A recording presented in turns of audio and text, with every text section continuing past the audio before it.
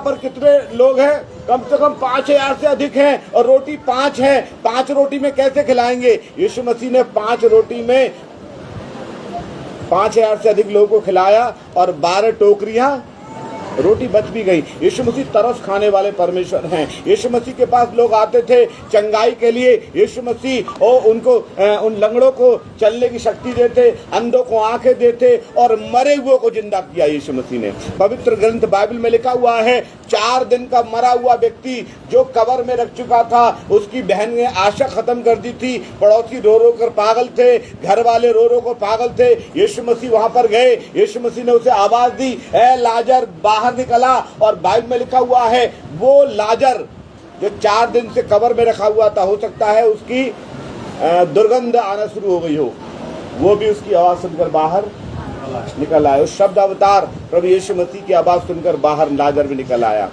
मैं उस परमेश्वर की बात करना चाहता हूँ। परमेश्वर कह रहा है ये लोग भटकने वाले मन के हैं। भटकने वाले मन का मतलब इनका उद्देश्य केवल चमत्कार है, इनका उद्देश्य उद्धार नहीं है, इनका उद्देश्य अनंत जीवन नहीं है। और आपको मैं बताना चाहता हूँ इस संसार में, मैं अभी परसों बता रहा था एक जगह, अनंत मृत्यु है और अनंत जीवन है। क्या है? अनंत मृत्यु है, अनंत जीवन है। अनंत मृत्यु क्या है और अनंत जीवन क्या है? देखिए मैं 2 शब्द में बताना चाहूंगा बड़े सरल स्वभाव में। जो व्यक्ति मां से पैदा हुआ है उसको मरना जरूर है। जो व्यक्ति शरीर में पैदा हुआ है उसे मरना, चाहे कितना बड़ा विद्वान क्यों ना हो, चाहे वो अवतार क्यों ना लिया हो उसने, चाहे बड़े बड़े ग्रंथ क्यों ना लिखे हों, वो व्यक्ति को मरना है। इस संसार में ऐसा कोई भी नहीं है जो मरा नहीं। जो पैदा हुआ है तो ये तो हो गई पहली मृत्यु, स्वाभाविक मृत्यु। वो आप सब में, आप भी जाएंगे किसी दिन, मैं भी मरना है। ये है स्वाभाविक मृत्यु। और स्वाभाविक मृत्यु से दुनिया डर रही है। स्वाभाविक मृत्यु से क्या कर रही है? जो अगर आप किसी से बोले भैया तू कल मर जाएगा, वो घबरा जा रहे, कैसी बातें कर रहे हो। किसी से बोला भैया ऐसा लग रहा है तेरे पर किसी ने काला साया कर दिया है और तू मरने वाला है, वो आदमी घबरा जाएगा और मरने से बचने को उपाय ढूंढेगा। अगर किसी से बता दिया जाए तेरा एक्सीडेंट होने वाला है, किसी से बता दिया जाए तेरा कैंसर है, किसी से बता दिया जाए तुझे एड्स है, तो निश्चित मर जाएगा। और मालूम है वो मरने से बचने का उपाय ढूंढेगा। और जबकि कितना भी उपाय ढूंढ ले लेकिन वो बचने वाला नहीं है। और बाइबल में लिखा हुआ है कि परमेश्वर ने एक उम्र दी हुई है 70 साल या 80 साल, 70 साल या बल के कारण 80 साल। अगर बल है तो वो 80 साल भी जी सकता है, 70 साल भी जी सकता है और अच्छा खाया पिया हो सकता है 90 साल भी जी ले, लेकिन फिर भी उसको मरना, ये है एक सत्य। पहली मृत्यु। दूसरी मृत्यु क्या है? जब हम मर के जाएंगे परमात्मा के पास, हमारे बुरे कर्मों को देखकर वो नरक में डाल देगा। ये दूसरी मृत्यु है। उस दूसरी मृत्यु से कोई बचने का उपाय नहीं ढूंढता, पहली मृत्यु से बचने का उपाय ढूंढता है। कौन सी गोली खाऊं, कौन से डॉक्टर को दिखाऊं, क्या उपाय करूं जिससे मैं बच जाऊं। बड़ा दर्द है शरीर में, बड़ी पीड़ा है, मैं इस मृत्यु के जीवन से बचना चाहता हूं। लेकिन जब दूसरी मृत्यु, वचन में लिखा हुआ है जब पुस्तकें खोली जाएंगी और पुस्तकें खोल के हमारा कर्म वहां पर लिखा होगा और कर्म लिखने के बाद बोला जाएगा इसको दूसरी मृत्यु दे दो। कौन सी मृत्यु? दूसरी मृत्यु। वो मृत्यु 70-80 साल की नहीं है मेरे प्रियो, हमेशा की मृत्यु है वो। हालेलुया। कितने साल है पता नहीं, लेकिन यीशु मसीह, वचन में लिखा हुआ है, यीशु मसीह ने कहा मार्ग, सत्य और जीवन मैं हूं, जो मुझ पर विश्वास करेगा यदि मर भी जाएगा तब भी जिएगा। यीशु मसीह ने क्या बोला? यदि मर भी जाएगा तो भी जिएगा। तो उसके चेलों ने बोला कैसे जिएगा? उसने बोला जब वो परमेश्वर के सिंहासन के पास आएगा और मेरे ऊपर विश्वास कर कर मेरे बताए कर्मों पर चलेगा तो मैं उसको एक अनंत जीवन दूंगा। वो है जीवन। ये 70 साल का जिंदगी नहीं, वो हमेशा का जीवन। हालेलुया। और यीशु मसीह ने बोला कि मैं हमेशा का जिंदगी देने के लिए आया। यीशु ने कहा मैं हमेशा की जिंदगानी देने के लिए आया, और जिंदगानी हमेशा की तभी मिलेगी जब आप और मैं अपने मन को स्थिर करेंगे। क्या करेंगे? आप और मैं अपने मन को स्थिर करेंगे। और समस्या क्या है मेरे प्रियो, कि हम भटकने वाले मन के हैं, हमारा मन स्थिर नहीं है। अगर फायदा नहीं हो रहा तो दूसरी दुकान, फायदा नहीं हो रहा तो तीसरी दुकान, फिर उस प्रकार हम पादरियों के, चर्च के, मंदिर के, मस्जिद के, और मझारों के, बाबाओं के, मुल्लाओं के, पादरियों के चक्कर लगाते हम पूर्ण परमात्मा से भटक गए हैं। हम पूर्ण परमात्मा से भटक गए हैं। बाइबल में एक वचन लिखा हुआ है, भजन संहिता 57 का 7 में लिखा हुआ है, दाऊद राजा एक प्रार्थना कर रहे हैं। एक राजा एक प्रार्थना कर रहे हैं। वो प्रार्थना इस प्रकार है, हे परमेश्वर मेरा मन स्थिर है, मेरा मन स्थिर है, मैं गाऊंगा वरन भजन कीर्तन करूंगा। इसका मतलब परमेश्वर एक बात को चाहते हैं कि आप और मैं अपने मन को स्थिर कर लें। अपने मन को क्या कर लें? स्थिर। हम भटक रहे हैं, भटकाने वाले मन के हैं। और मालूम है भटकाता कौन है आपको मुझको? शत्रु, जिसका नाम हमने दिया है शैतान। क्या दिया है? शैतान। शैतान है, इब्लीस है, लूसीफर। ये हमारे मन को क्या करता है? भटकाता है। मालूम है क्या हुआ? पहला प्राणी आदम बना, उसकी पत्नी हव्वा थी, और दोनों पृथ्वी पर रहा करते थे और बड़े चैन से रहते थे, अच्छा खाते थे, अच्छा पीते थे, प्रभु के नाम की सुबह शाम आराधना करते थे, 24 घंटा उसकी भक्ति में मगन थे, और वो आराम से रहते थे। जब वो परमेश्वर की उपासना करने लगे, एक व्यक्ति, एक शैतान एक आया, सर्प का रूप धारण करके आया, और उसने बोला, जब बातें करने लगा तो परमेश्वर ने एक बात बोला था कि तुम पूरे बगीचे के फल बेखटके खा सकते हो। बेखटके का मतलब कोई खटका नहीं है, लेकिन एक वृक्ष है जिसके पेड़ को तुम मत खाना, फल को मत खाना। आपको मालूम है फल खाने से पाप नहीं है, आज्ञा को तोड़ने से पाप है। कोई फल खाने से पाप होता नहीं, आज्ञा को तोड़ने से पाप है। आज्ञा को तोड़ने से पाप है। और उसने उस फल को बहकाया, दिखाया, और वचन में लिखा हुआ उस फल के लिए कि वो फल देखने में मन भाव कैसा था और चाहने योग्य लिखा हुआ है। उत्पत्ति जेनेसिस में इस प्रकार लिखा हुआ है उस फल के बारे में, ऐसा लिखा हुआ है। उत्पत्ति उसका 2 अध्याय और उसका 3 अध्याय और उसका 6 पद में लिखा हुआ है, तब स्त्री ने देखा कि वो वृक्ष का फल खाने के लिए अच्छा, देखने में मन भाऊ और बुद्धि देने के लिए चाहने योग्य है। और जब ऐसा उसने उस फल का रूप रंग देखा, उसका मन भटक गया, और मन भटक गया, फल खाया और परमेश्वर की आज्ञा की अवहेलना करी, और मनुष्य पापी हो गया। परमेश्वर ने उसे अदन के बगीचे से निकाल दिया। और आपको मालूम है बाइबल में जो हम भजन संहिता 95 का 10 हमने पढ़ा है कि और लिखा हुआ है, और मैंने कहा ये तो भटकने वाले मन के हैं। ये किन के लिए लिखा हुआ? किन लोगों के लिए लिखा है मालूम है आपको? उस समय इस्राएलियों के लिए था। किसके लिए? उस समय इस्राएलियों के लिए था। और इस्राएलियों के लिए परमात्मा ने ये शब्द क्यों बोला कि भटकने वाले मन के हैं? जब इस्राएली लोगों ने मिस्र में से निकले थे, एक जोड़ी कपड़ा था उनके पास, थोड़ा सा खाना होगा, और मिस्र में गुलामी में थे। आप और मैं भी गुलामी में थे। कोई नशे की गुलामी में था, कोई किसी की गुलामी में था, कोई किसी की गुलामी में था। और आज भी एक ऐसी एक तो मोबाइल की गुलामी आजकल चल रही है ना, है मोबाइल की गुलामी है। ऐसा गुलामी में वो लोग थे इस्राएली लोग। परमेश्वर ने उन्हें मिस्र की गुलामी से निकाल कर लाया। क्या था उन पे? एक जोड़ी कपड़ा, या हो सकता है 2-4 जोड़ी कपड़ा ले आए हो जल्दी में, थोड़ा सा खाना ले आए हो, एक दिन का सफर पे जाना है। अब एक दिन के बाद उनका सफर में जाने के बाद उनका खाना खत्म, या 2 दिन का भी लाए होंगे तो खाना खराब होने लगा होगा, फफूंद होने लगा होगा, उसमें बदबू आने शुरू हो गई होगी, दुर्गंध आने शुरू हो गई होगी खाने में। कपड़े भी लाए होंगे, कपड़े कुछ दिनों बाद फटना शुरू हो गए होंगे। लेकिन परमेश्वर की ऐसी कृपा थी कि बाइबल में लिखा हुआ है कि उनके कपड़े कभी पुराने नहीं हुए। और ऐसा लिखा हुआ उनके जूतों के बंद नहीं खुले। आप सोचो, कपड़े पुराने नहीं हुए। मैं सोचता हूँ, मैं बड़ा विचार करता हूँ कि अगर कोई बच्चा गोदी में होगा या कोई बच्चा छोटा पैदल चल रहा होगा, एक दो साल का बच्चा पैदल चल रहा होगा, वो भी इस्राएल से निकला होगा और 40 साल तक भटके। कितने साल तक? 40 साल में उसका कपड़ा कैसे बढ़ रहा होगा? है वो कह रहे कपड़ा लेकर नहीं आया, कपड़ा कहां से आ गया? अरे वो बच्चा जैसे बढ़ रहा है, कपड़ा नया का नया है और कपड़ा भी बढ़ रहा है। ये कैसे चमत्कार हो गया? अरे इतना बड़ा चमत्कार, कुछ सोच, ये बड़ा चमत्कार नहीं है क्या?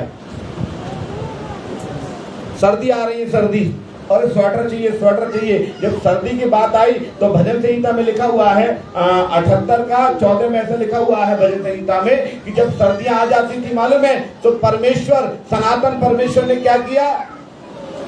रात में उनके ऊपर आग के खंभे के, बादल के अंदर आग थी। 78 का 14 में पढ़ सकते हैं आप, 78 का 14। दिन को बादल, रात को अग्नि के प्रकाश के द्वारा अगुवाई की। परमेश्वर ने जब इस्राएली लोगों के लिए जब दिन हुआ करता था, गर्मियों का समय होता था, वो बादल ही बादल था। कभी कभी ऐसा होता है गर्मियों के दिनों में बादल से छा जाते हैं, तो अगर अब जा रहे हैं बाजार के लिए, अब धूप नहीं है, बादल छा गए हैं। और कई लोग तो सफर करते, साइकिल चलाते हैं, वो कहते हैं परमात्मा थोड़ी देर हम जब तक घर जाए तब तक ऐसी बादल से रहे ना, बारिश हो ना धूप निकले, क्योंकि वो उस बादल का मतलब प्रेजेंस ऑफ गॉड। मैं इस बात को बताना चाहता हूँ कि परमेश्वर ने उनको ना तो गर्मी की परवाह होने दी, ना उनको ठंड की परवाह होने दी। और एक दिन वो कहने लगे, अरे हम तो रोटी खा खा के ये परेशान हो गए, बढ़िया सी रोटी खिला। परमेश्वर ने बोला, मैं आसमान से मन्ना बरसाऊंगा। गिनती में लिखा हुआ 11:9 में कि परमेश्वर ने रात में ओस जब गिरती थी ना, ओस, तो रोटी भी गिरती थी उसके साथ। कभी सोचा है इससे बड़ा चमत्कार क्या होगा? ओस गिर रही है, ओस के साथ क्या गिर रही है? रोटी गिर रही है, और रोटी खा रहे हैं अच्छी। वो कह रहा है हम तो ये कड़वा पानी पीते पीते बड़ा बोर हो गए हैं। परमेश्वर चट्टान में से मीठा पानी निकाल रहा है कि तुम मीठा पानी, इतने बड़े बड़े चमत्कार कर रहे हैं। उनके अंदर बीमारियां आ जाती थी, मूसा उनके लिए प्रार्थना करता था, बड़ी बड़ी बीमारियां, फोड़े, फुंसी, और ऐसा लिखा हुआ बाइबल में उनके रोग लिखे हुए हैं। व्यवस्था 28 में बीमारी, टीबी की बीमारी लिखा हुआ, 6 रोग लिखा हुआ है, बवासीर, और कैसे कैसे रोगों से परमेश्वर उनको चंगाई देता रहता था। और परमात्मा एक दिन ने बोला हम तो मीट खाएंगे, उनने बोला ला बटेर भेज रहा हूँ। इतने खाने लगे कि वो नाक में से निकलने लगा। इतना चमत्कार करने के बावजूद भी भटक जाते थे वो। आज भी ऐसी हाल है। आपके जीवन में कितना चमत्कार प्रभु ने किया है, लेकिन एक हफ्ता, एक महीना से चलते हैं, दूसरे महीने भटक जाते हैं। एक महीना सही चलेंगे, दूसरे महीना भटक जाते हैं। एक बार एक व्यक्ति मेरे पास आया और आकर वो प्रार्थना करने के लिए बोलने लगा, पादी साहब देखो क्या होगा। मैंने बोला क्या हो गया बताओ। मेरे लड़के को वो हो गया, क्या नाम है, टाइफाइड, मोती झला बोल रहा था वो। हाँ, मोती झला सही है ना? हाँ ठीक है। वो कह रहा मोती झला होगा भाई साहब, और बड़ा बीमार है और मरने पर है ये। मैंने अच्छा, ओहो। फिर मुझसे क्या कहने लगा मालूम है? मैंने तो 2-3 हफ्ता से प्रार्थना कर रहा हूँ, अब तो तुम्हारा यीशु मसीह भी ना सुन लो। क्या बोला? अब तुम्हारा। तो मैंने बोला तुमने तो बपतिस्मा लिया है ना? हाँ। मैंने बपतिस्मा लेके कितना साल हो गया आपको? उन्होंने बोला 12 साल है बपतिस्मा लेके। मैंने अब भी तुम्हारे दिमाग में ये है कि तुम्हारा यीशु, इसका मतलब तुम्हारा है ही नहीं। अगर तुम्हारा है ही नहीं तो तुम्हारी सुनेगा क्या? तो मेरा है तो मेरी सुनता। क्योंकि उसने एक शब्द बोला, अरे भाई साहब को टाइफाइड ना जा रहा, जब मोती जला ना जा रहा, और तुम्हारा यीशु तो सुन भी ना रहा। तो मैंने बोला भैया आपका बपतिस्मा तो हो गया? हाँ 12 साल है बपतिस्मा, और मैं उससे पहले 1 साल पहले वैसे ही आते होंगे। हाँ। तो मैंने बोला तुम क्यों प्रभु में आए थे? मैंने उनसे पूछा सवाल, क्यों प्रभु में आए थे? उन्होंने बोला भाई साहब जगह जगह भटक लिए, हमारे कहीं औलाद नहीं होती थी, और औलाद नहीं होती थी, अचानक से आपसे मुलाकात हुई और आपने बोला परमेश्वर अब ये प्रार्थना करो। आपने किताब दी, प्रार्थना की, और आपकी प्रार्थना के बाद 1.5 साल के बाद बेटा, उसके बाद एक बेटा और हुआ, उसके बाद एक बेटी और हुई, उसके बाद एक बेटा और हुआ, 3 बेटे हुए और बड़ा बेटा बीमार है। और वो कह रहा तुम्हारा यीशु मसीह तो सुन भी ना रहा। तो मैंने सुनना रहे तो इतने कहां से हुए? और जब बच्चा हो नहीं रहे थे तेरी शादी के 7-8 साल बाद, तब तो यीशु मसीह ने प्रार्थना करके इन बच्चों को तुझे दान में दिया है। मोती झला ज्यादा बड़ा है कि बच्चे ना होने ज्यादा बड़ा है? लेकिन वो मोती झला आज जैसे ही आ गया तो भटक गया इनका मन। आज लोग का स्वभाव क्या है, पुराने चमत्कारों को भूल जाते हैं, उन्हें रोज ही चमत्कार चाहिए। आप चमत्कार चाहिए तो इसका मतलब आप भटकने वाले मन के हो। आप अपने भटकाव को सही करें। यीशु मसीह का चेला यीशु मसीह के साथ रहता था। यीशु मसीह का चेला 12 चेले थे यीशु मसीह के साथ रहता था। और साथ रहने के बाद यीशु मसीह उनसे बोलते थे अनंत जीवन की खोज करो, अनंत जीवन की खोज करो, अनंत जीवन की खोज करो। और उसके दिमाग में क्या रहता था? पैसे की खोज करो, पैसे की खोज करो, ऐसे उसके दिमाग में चलता रहता था। और बाइबल में लिखा हुआ है यीशु मसीह के जमाने में भी थैली का सिस्टम था। और थैली के सिस्टम में जब प्रार्थना होती थी, यीशु मसीह के जमाने में लोग दान डालते थे और वो उसमें से दान चुपचाप निकाल लिया करता था। यीशु मसीह को मालूम था। और बाद में एक दिन क्या हुआ कि वो यीशु मसीह पे झूठा इल्जाम लगा दिया और उनने बोला मैं चांदी के 30 सिक्कों में यीशु मसीह को झूठा इल्जाम लगवा दिया कि उस पर गलत इल्जाम लगा के उनने बोली मुझे पैसा दोगे तो यीशु मसीह को पकड़वा दूंगा। और उन्होंने बोला अच्छा तू तो यीशु मसीह का चेला है, और प्रेम बड़ा दिखाता था, यीशु मसीह के संग सोता, यीशु मसीह के संग खाता, और यीशु मसीह को उसने 30 चांदी के सिक्कों में पकड़वा भी दिया। मैं इस बात को सोच रहा हूँ 12 चेलों में एक चेला ऐसा भी है कि अभी तक उसका मन परिवर्तन नहीं हुआ, अभी भी उसका मन पैसों की ओर भटक रहा है। देखिए एलिया का चेला एलिशा था और एलिशा का चेला गेहजी था। और गेहजी के बारे में मैंने बताया भी था कि वो रथ के पीछे भागा कर पादी साहब ने दान ना लिया मुझे तो दे दो, है पादी साहब ने नहीं लिया दान, मुझे तो दान दे दो।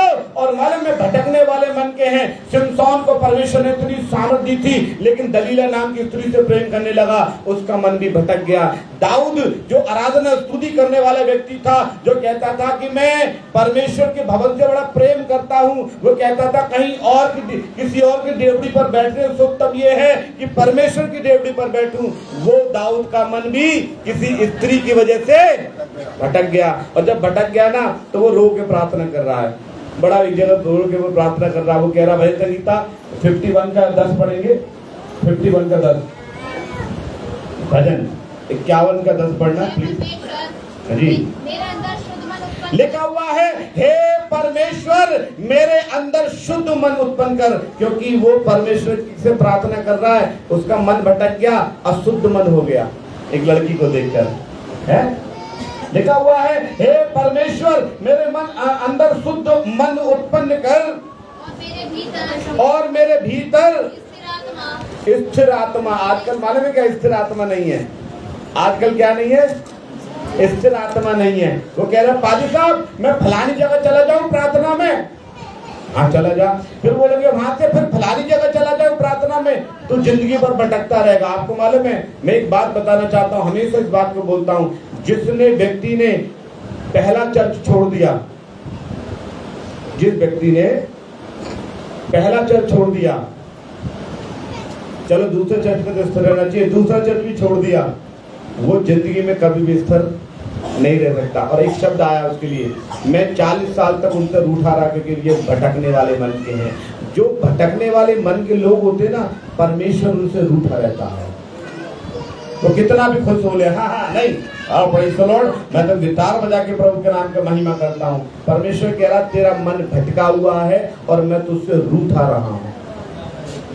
आपको मालूम है भटकने वाले मन से परमात्मा रूठे रहते हैं। 51 के 10 में कह रहे हैं कि हे परमेश्वर मेरे अंदर शुद्ध मन उत्पन्न कर, मेरे भीतर स्थिर आत्मा नए सिरे से उत्पन्न कर, मुझे अपने सामने से निकाल ना दे और अपनी पवित्र आत्मा को मुझसे अलग। इसका मतलब परमेश्वर कह रहा है जब आपका मन स्थिर नहीं रहेगा तो पवित्र आत्मा भी निकल जाएगी आपके अंदर। दाऊद राजा के जमाने में पवित्र आत्मा का जिक्र है ओल्ड टेस्टामेंट में। लोग कहते हैं नए टेस्टामेंट में जिक्र है, वो ओल्ड टेस्टामेंट में मैंने दिखाया है। दाऊद राजा कहते हैं तेरा पवित्र आत्मा को मुझसे निकाल मत। तो दाऊद राजा क्यों? उसे मालूम है कि मैंने अपना मन भटकाया, मेरा मन स्थिर नहीं है, और जब जिसके पास मन स्थिर नहीं है उसके पास पवित्र आत्मा भी नहीं है। आप चाहते हैं आपके अंदर पवित्र आत्मा हो, आप अपने मन को स्थिर करें। परमेश्वर से 2 प्रार्थना करेंगे आप अपने मन को स्थिर करने के लिए। यिर्मयाह उसका 3 अध्याय है, उसका 22 वचन भी पढ़ सकते हैं आप। यिर्मयाह 3 का 22। हे भटकने वाले लड़कों लौट आओ। परमेश्वर की इच्छा ये है कि आप भटकाओ मत करो, आप परमात्मा के चरणों में लौट आओ, आप प्रभु यीशु मसीह के चरणों में लौट आओ, आप सनातन परमेश्वर प्रभु यीशु मसीह के चरणों में लौट आओ। रोमियो 12:2 में क्या लिखा हुआ है? तुम्हारे मन के नए हो जाने से तुम्हारा चाल चलन भी बदल जाए। आपका मन से परमेश्वर से प्रार्थना करें, प्रभु जी मेरा मन इधर उधर लगा है, मेरा मन दुनियादारी में लगा है। आप देखिए प्रार्थना में आपका मन नहीं लगेगा, आप दुनियादारी में मन लग जाएगा। प्रार्थना में नींद आती है क्योंकि शत्रु नहीं चाहता कि आपका मन प्रार्थना में लगे।